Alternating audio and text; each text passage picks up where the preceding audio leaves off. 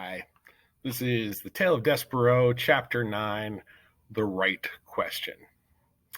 The Mouse Council sent Furlough to collect Despereaux, and Furlough found his brother in the library, standing on top of the great open book, his tail wrapped tightly around his feet, his small body shivering. Despereaux was reading the story out loud to himself. He was reading from the beginning so that he could get to the end, where the reader was assured that the knight and the fair maiden lived together happily ever after. Despereaux was reading the story so that he could read those words, happily ever after.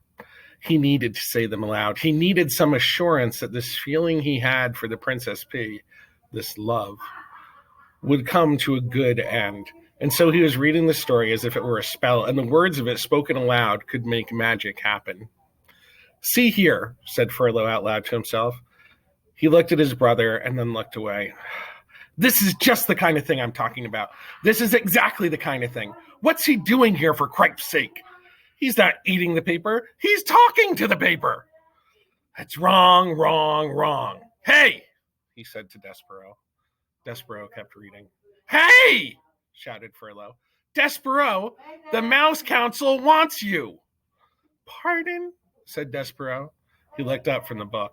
"The Mouse Council has called you to sit with them." "Me?" said Despereaux. "You."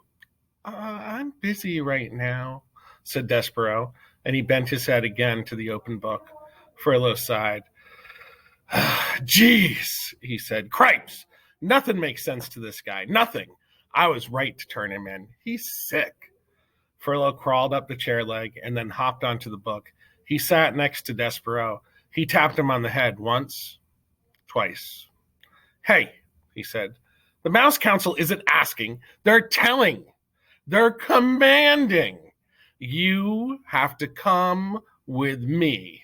Right now." Despereaux turned to Furlough. "Do you know what love is?" he said. "Huh? Love?" Furlough shook his head. "You're asking the wrong question," he said. "The question you should be asking is why the Mouse Council wants to see you." "There's somebody who loves me," said Despereaux, "and I love her, and that is the only thing that matters to me." "Somebody who loves you? Somebody who you love? What difference does that make? What matters is that you're in a lot of trouble with the Mouse Council." "Her name," said Despereaux, "is P." "What? The person who loves me, her name is P." "Cripes," said Furlough. "You're missing the whole point of everything here. You're missing the point of being a mouse. You're missing the point of being called to sit with the Mouse Council. You've got to come with me. It's the law. You've been called." Despereaux sighed. He reached out and touched the words, "fair maiden," in the book. He traced them with one paw, and then he put his paw to his mouth. "Cripes," said Furlough. "You're making a fool of yourself. Let's go." "I honor you," whispered Despereaux. "I honor you." And then, reader, he followed Furlough over the book and down the chair and across the library floor to the waiting Mouse Council.